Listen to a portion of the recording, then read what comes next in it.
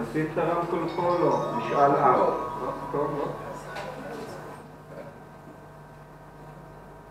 טוב, שלום לכולם.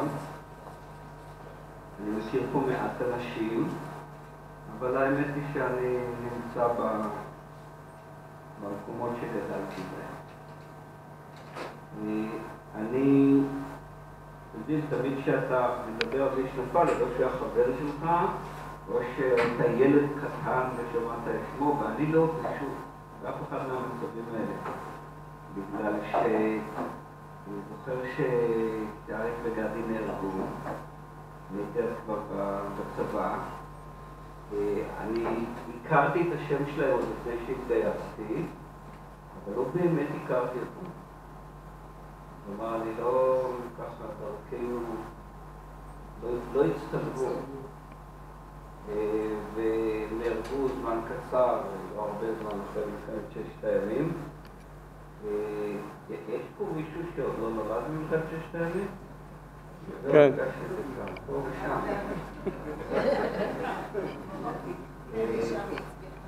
ולכן לדבר על הימים ההם וגם...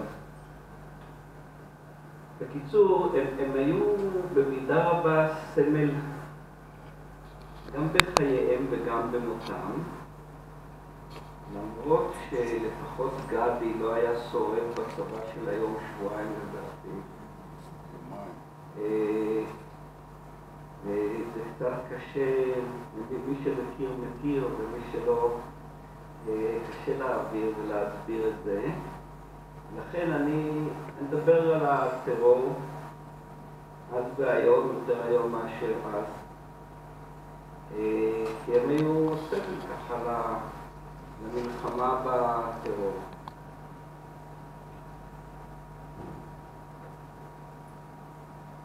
בינתיים קרו כל כך הרבה דברים שאנחנו ננסה ככה להסביר מה קרה בינתיים, רק זה ייקח כמה שעות ולא ברור שנתפוס את זה. נגיד רק את הדברים המאוד עיקריים. גדי ואריק נהרגו בערך שנה, נכון? ששת הימים? מה? כן, כי לקח טיפה זמן, קודם כל עד שבכלל התחילה התופעה של המרדפים בבקעה. בהתחלה היה תופעה, מי שזוכר, אצלנו קראו לזה שהשקדים הסתדרו במרק, כבר לא ברורה אחרי המלחמה עצמה, ואז התחילו גם לעשות את הגדר ואת הדרכי טשטוש ואת כל הצורה יותר מסודרת של מלחמה בטרור. בינתיים קרו המון דברים. דבר העיקרי שקרה, לפי הסדר הכרונולוגי, זה הסכמי אוסלו, שהיו מבוססים במידה רבה על איזה מין חלוקה שתקוותה לא צלחה כמובן, שפחות או יותר הם ילחמו בטרור, ואם ילחמו בטרור אז לא תהיה בעיה ויהיה ביטחון, ואז אפשר לוותר על חלקים גדולים מארץ ישראל, שחלקם היו מאוד קשורים להם, חלקם לא כך קשורים להם, אבל זאת הייתה הנוסחה. הנוסחה הזאת לא צלחה, בין השאר בגלל שהטרור הלך והתעצם כדרך לחימה. מה זה הלך והתעצם? הרי הטרור הוא לא איום קיומי. זה ככה, לא חשבתי להגיד את זה בערב כזה, אבל זה נכון. אז יש לו מחירים נוראיים, אבל הוא לא מאיים על עצם הקיום. לעומת זה יש לו יכולת לאיים, זה נקרא איום אסטרטגי. זאת אומרת, אם אתה לא נלחם באופן אפקטיבי בטרור, אז מה שלא תעשה, אתה משאיר את המפתח למה שיקרה בידיים של הטרוריסטים, והם יורידו כל מהלך או כל דבר שהם רוצים, בגלל שהטרור מכוון לנקודה רגישה ועדינה הזאת, הוא לא רק רוצח אנשים, אלא הוא גם מכוון לנקודה של חוסר ההסכמה וחוסר הלכידות הפנימית ודברים שיש עליהם ויכוח. ומבחינה זאת זה לא ישתנה. הדברים, כמו בבקעה,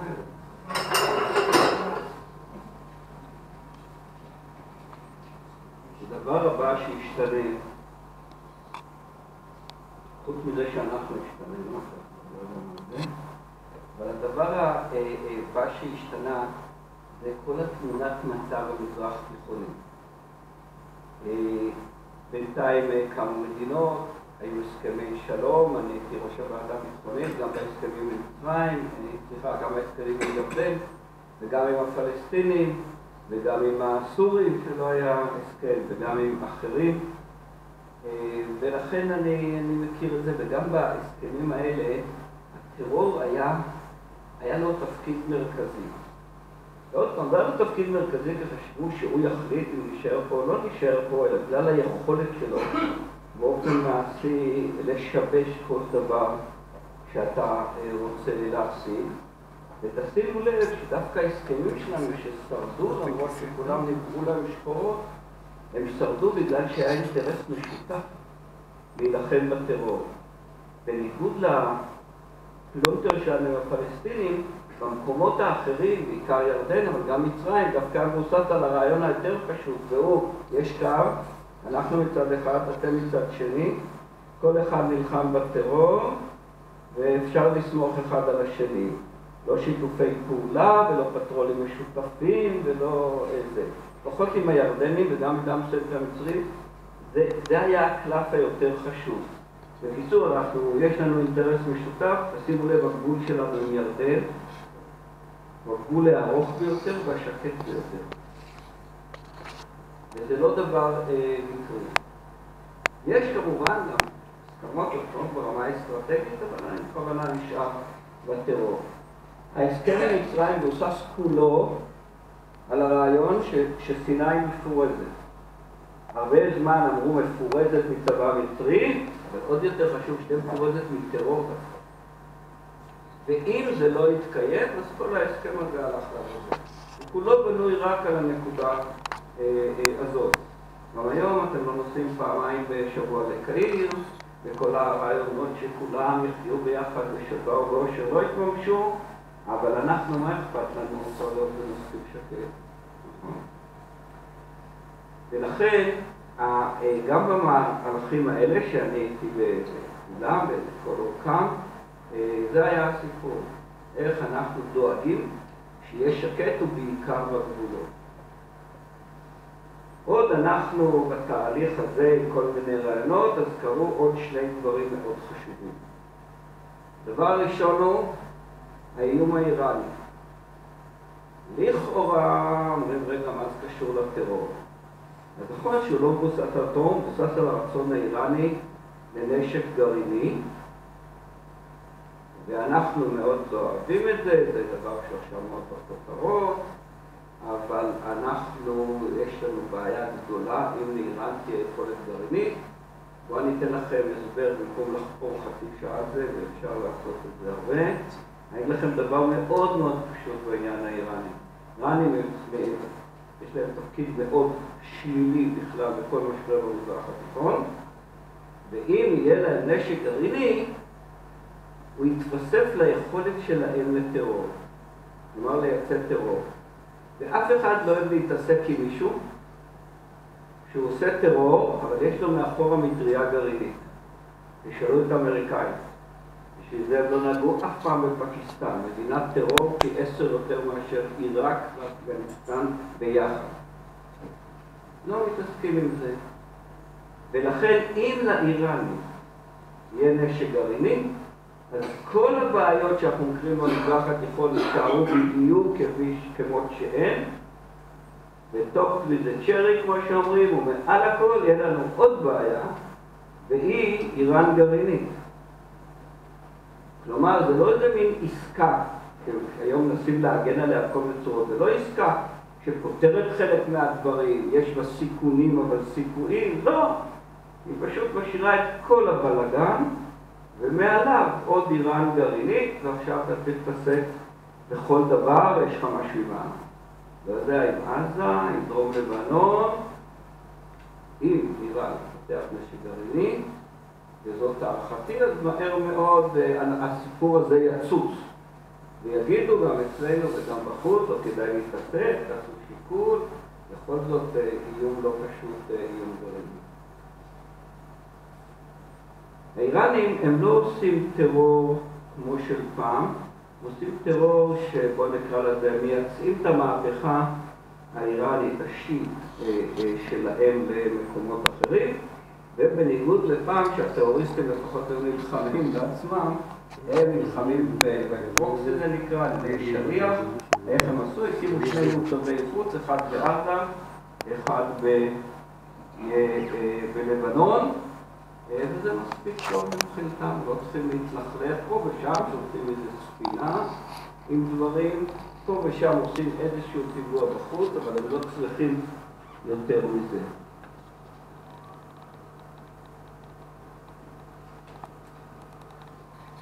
וזה מוביל אותנו לדבר הבא.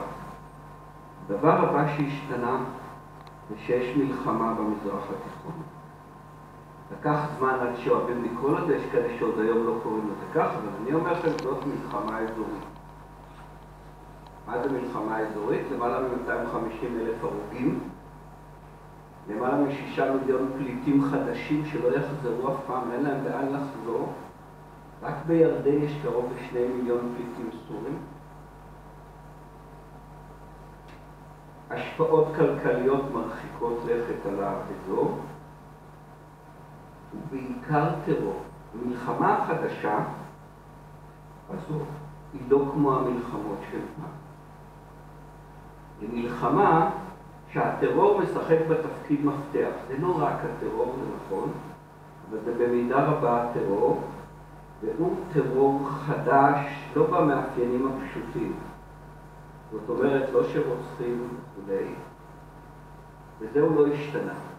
אבל הוא השתנה בדבר אחד מאוד מאוד מרכזי, שמובילים אותו ארגונים שאין להם רק יומרה לפגוע, להציק, להרוג, אולי לטווח ארוך לשנות את הדברים כמו פעם, אלא יש להם ארגונים שהם לא מדינות, והם עושים את זה.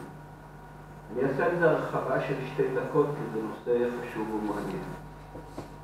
כל הסדר שהיה במזרח התיכון הוא סדר שנוצר אחרי הסכם שקראו לו סייקס-פיקו. הוא לא בדיוק הסדר של סייקס-פיקו, כי אחרת אנחנו מחולקים ל3 חתיכות שונות, ולא בדיוק סייקס-פיקו קרה, אבל אז חילקו אחרי מלחמת העולם הראשונה, ואחרי ההסדר הזה, את המזרח התיכון, לא סתם למדינות לאום, אלא למלכויות. בכל המקומות היו מלכים. ותיקים זוכרים, בסוריה היה מלך, בלבנון היה מלך, במצרים היה מלך, בעיראק היה מלך. חלק מהמקומות היה אותו מלך, דרך אגב, אותה משפחה, בעיקר המשפחה השני. אבל היו בכל המקומות מלכים, וחילקו באיזושהי צורה את המדינות, בין הלבן, צרפתי, ובין האנגלי, ועם עוד איזשהם קווים, וכתוצאה מזה נהיה אוסף של מלכויות במזרח התיכון, אבל אז נטמן זרע הפורענות. לא הגבולות ולא החלוקה, בוא נאמר, הלאומים לא ידעו שהם לאומים, וחילקו אותם באיזושהי צורה, וזה היה מספיק טוב. אחר כך זה התחיל להתפורר, וברגע שהגנרלים הלכו ונלחמו נגד חלק מהמלכויות. זה קרה במצרים, נכון? זה היה במצרים? לא, היה פרעה, מי החליף אותו? נג'יב, זה היה לפני. נגיב יש לומר בערבית מצרית, ואותו דבר בחלק גדול מהמקומות, וחלק מהמקומות המלכים נשארו. למשל בירדן, למשל בסעודיה. והמדינות אחרות נהיו לא דמוקרטיות, אבל נקרא להם רפובליקות. אותו דבר היה בסוריה, היה מוסטפא פלסטיק מלי הראשון, שלא זוכר את כולם. אבל כאן הגנרלים, כל מה שהם עשו זה נכנסו לנעליים של המלכים, ואמרו, אנחנו נהיה פחות מושחתים, אנחנו נעשה את זה יותר טוב, ובעיקר יש לנו יותר כוח. וככה הם החליפו בחלק מהמקומות. למטה זה המשיך לרתוח, ואז, לפני 5 שנים, התחיל האביב הערבי, שלא ניכנס אליו בכל הסבריו, אבל בסך הכל הוא התחיל במגמה מאוד חיובית של אנשים צעירים, שאמרו פחות או יותר במושגים ישראלים, תספרו אותנו. נמאס לנו זה, נמאס לנו שחיתות, נמאס לנו מזה שאין אוכל, מזה שאין חינוך כמו שצריך, מזה שאנחנו לא מעורבים בחיים שקורים. ואז הם הלכו, זה לא התפתח בדיוק בכלל כמו שהם רצו, בגלל שהם לא היה להם, הם לא היו הקאדרים של אחווה לאמצע, הם לא היה להם את הארגון וכו', והם לא הבינו שאי אפשר לעשות מהפכות בפייסבוק. אפשר מקסימום להביא את האנשים לכיכר העיר, זה נכון. אבל בשביל לזכות בבחירות ולהשתלט, צריך מסעיות, צריך דברים אחרים. ואז נוצרה מהפכה שלמה היום שאנחנו נמצאים באמצעיתה במזרח התיכון, אבל כאן קרה דבר שונה.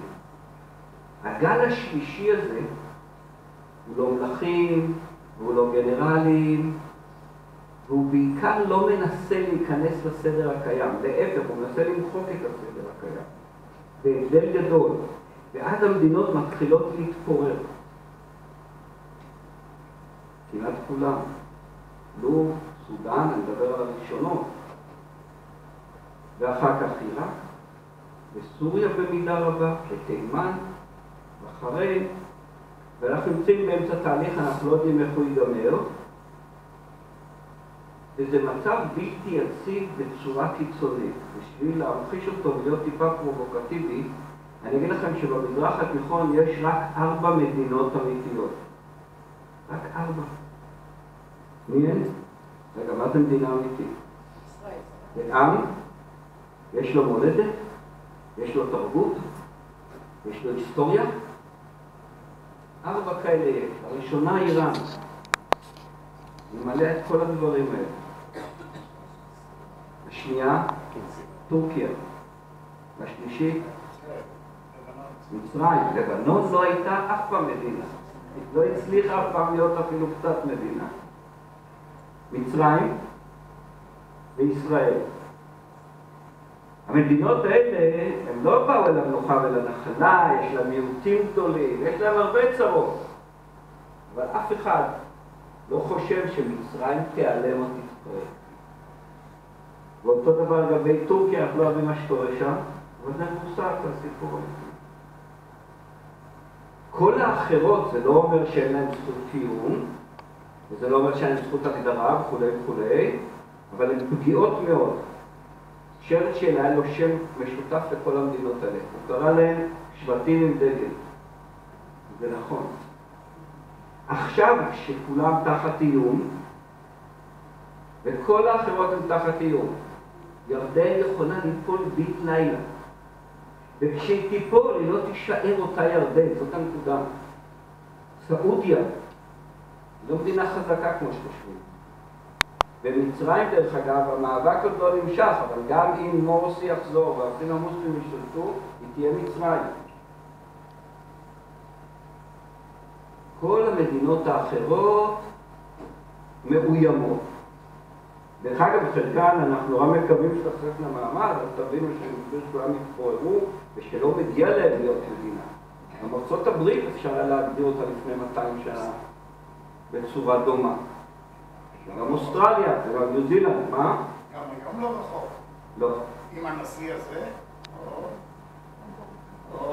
עם הנשיא הזה ועם נשיא אחר, ארצות הברית יישאר ארצות הברית של אמריקה. מאוד יפתיע אותי אם היא תתפרק, ולדעתי, אם היא תציע דווקא, היו עוד כאלה שהצטרפו, לא נראה לי. בתהליכי פירוק, גם אם אנחנו לא אוהבים דברים סל. דרך אגב, זה לא אומר שאין צרות, זה לא אומר שאין בעיות, זה לא... איראן למשל, היא מדינת כל מיעוטיה, היא מדינה עם המון מיעוטים, אבל היא 80 מיליון, שטח גדול, והיא תהיה איראן.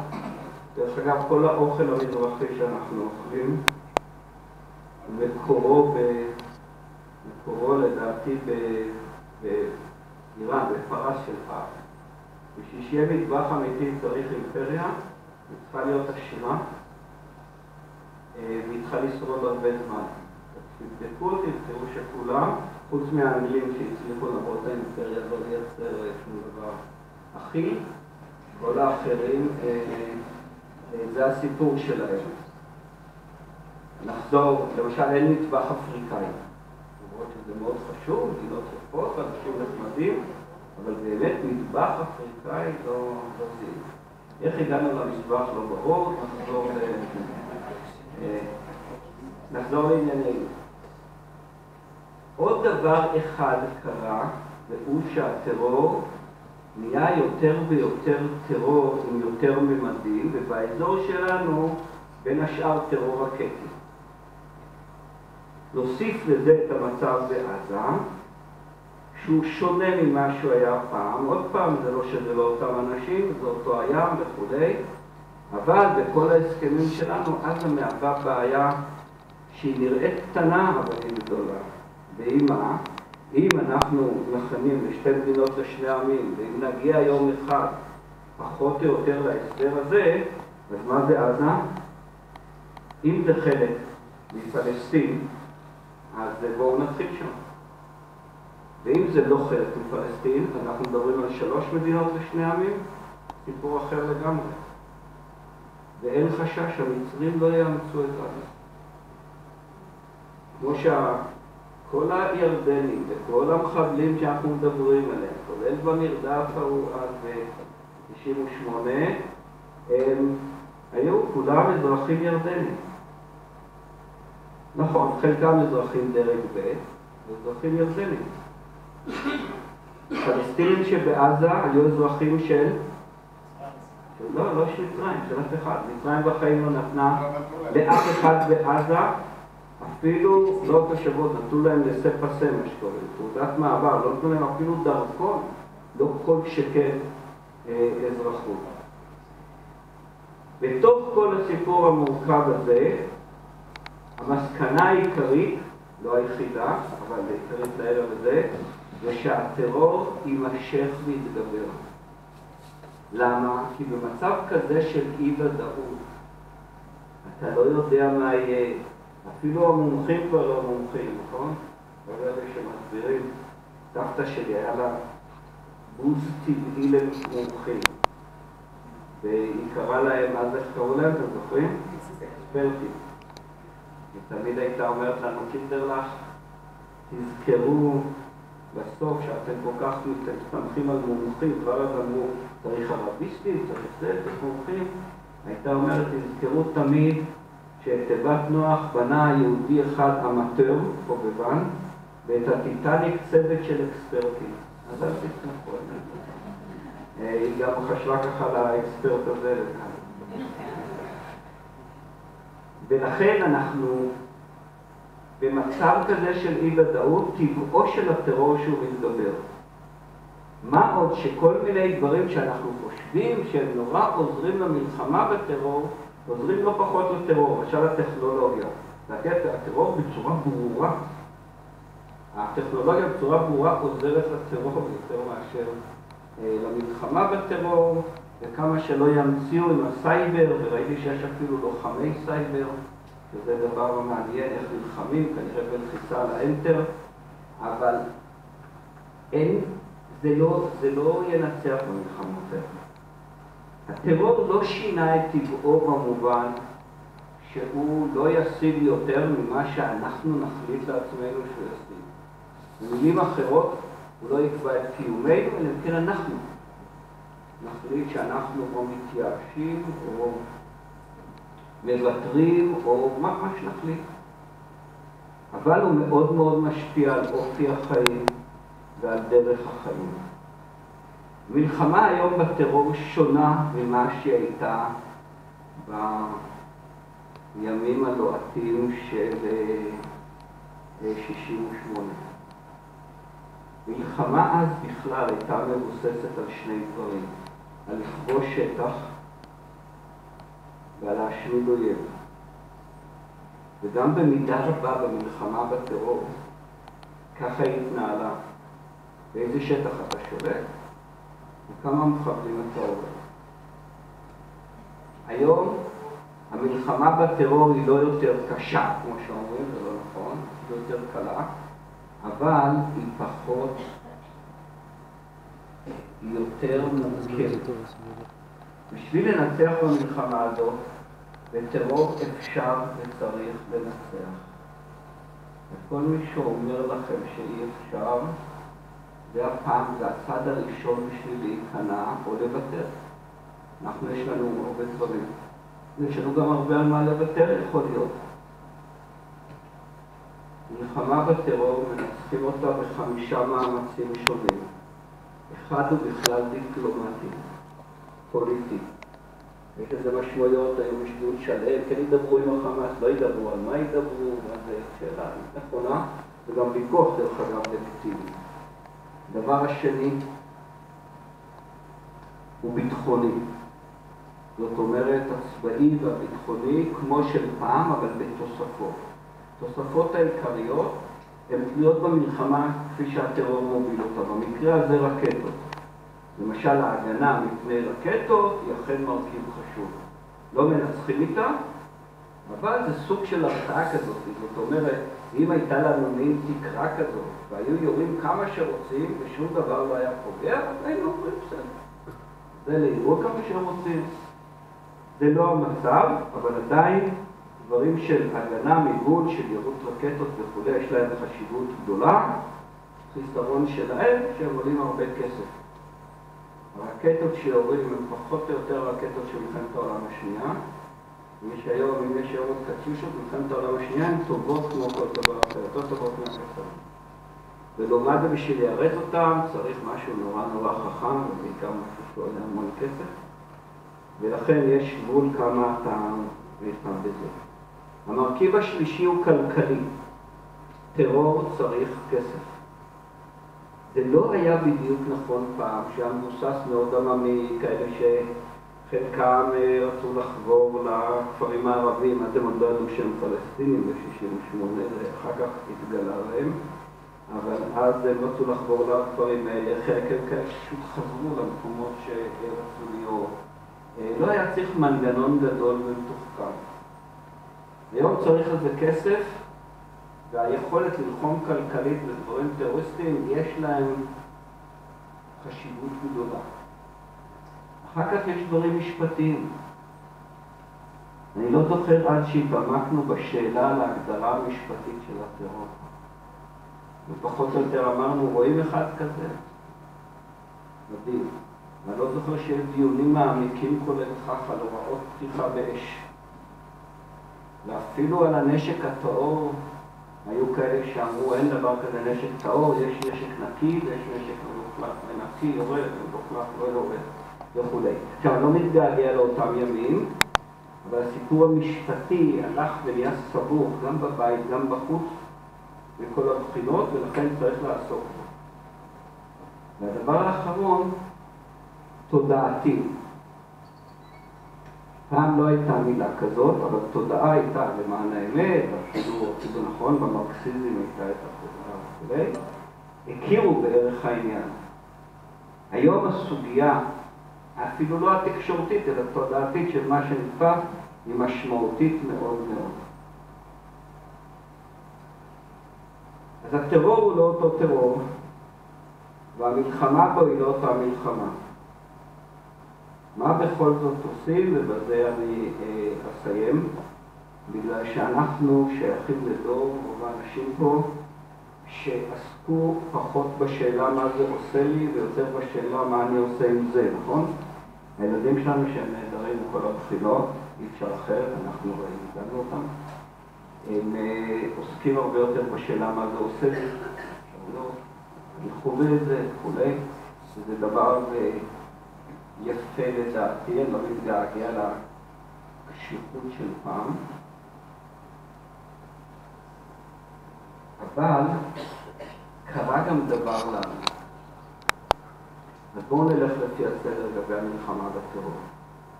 העוגנים העיקריים היום הם הבאים. דבר ראשון, להפעיל את כל 5 מאמצים בצורה משולבת. זה גם ביטחוני וגם פוליטי דיפלומטי וגם משפטי וגם כלכלי וגם תודעתי, ורק אם אתה עושה את כל האצבעות האלה לאגרוף אחד, אתה יודע לנצח.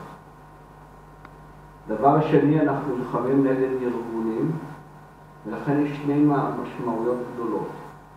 הראשונה, במצבים של חוסר ודאות, אל תוותר על נכסים אסטרטגיים. הנכס האסטרטגי מספר אחד של מדינת ישראל, אם לא סופרים את הדברים הלאומיים כמו ירושלים, ואפילו לא זכות השיבה או נכון בעיית הפליטים וכו', הנכס החשוב ביותר מלחמה בטרור הוא גבולות בני הגנה.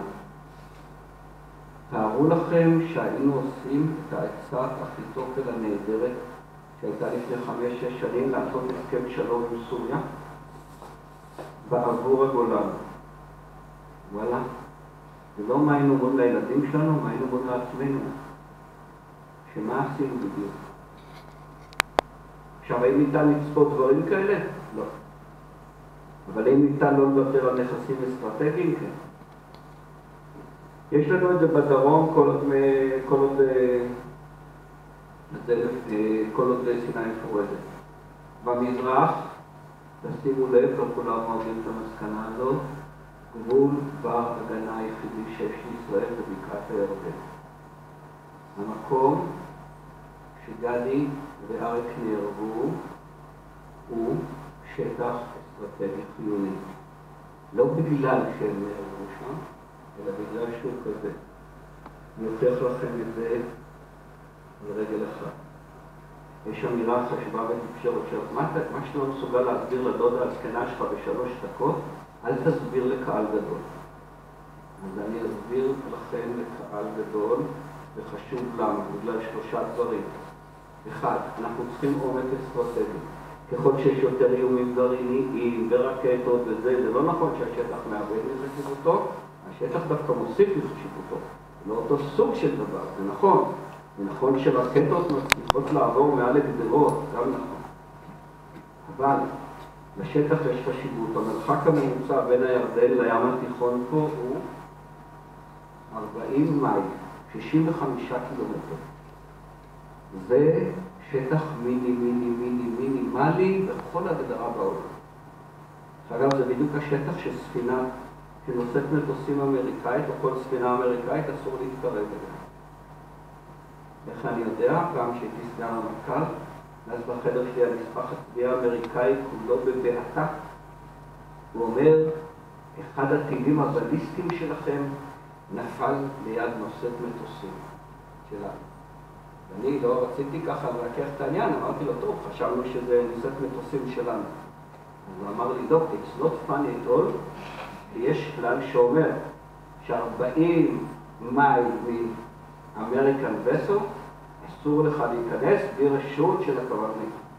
אומר, והטיל שלכם לא ביקש את הרשות של הקברניט. טוב, אחרי שהרגענו, וכולי, דרך אגב שאלתי אותו, אז כמה הוא נפל בערך? אמר לי 20 מייל. אמרתי לו, מה זה 20 מייל? אתם רוצים שנלך לקו הירוק, והמרחק בין טול כרם, נגיד, לחוף הים, הוא בדיוק המרחק בין JFK ללגרדיה. אז אתם מדברים איתי על נפל ל-20 מייל, אז הוא אמר, זה לא קשור לעניין, נכון? אבל זה קשור לזה. הסיבה השנייה זה יכולת להגנה נגד אויב חיצוני. אנחנו לא יודעים מה יקרה, ואחת הסיבות, דרך אגב, שאנחנו יורים את כל הטילים שלנו לים התיכון, שזה דבר רע במיוחד, נכון? למה הוא רע? קודם כל הוא לוקח את הקצת חופים שנשארו לראשון לציון. ודבר שני הוא רע כי הוא נגד סיבוב כדור הארץ. אם אתה יורה נגד סיבוב כדור הארץ, אתה מאבד איזה 11% מהאנרגיה.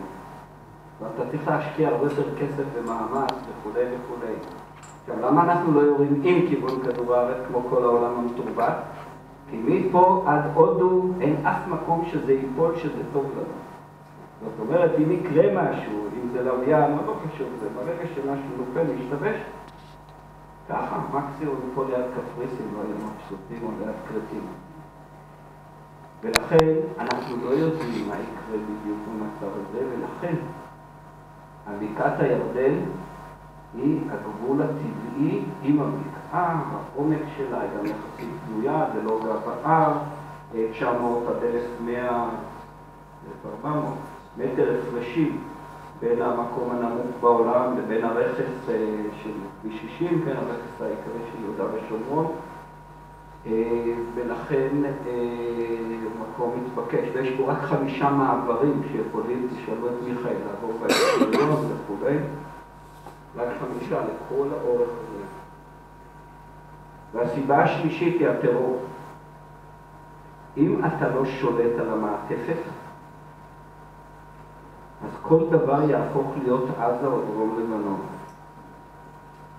למה? כי ברגע הראשון אחר כך אתה יוצא, אחר כך מתארגנים, אחר כך יש בחירות דמוקרטיות, ובאופן פלא החמאס עולה.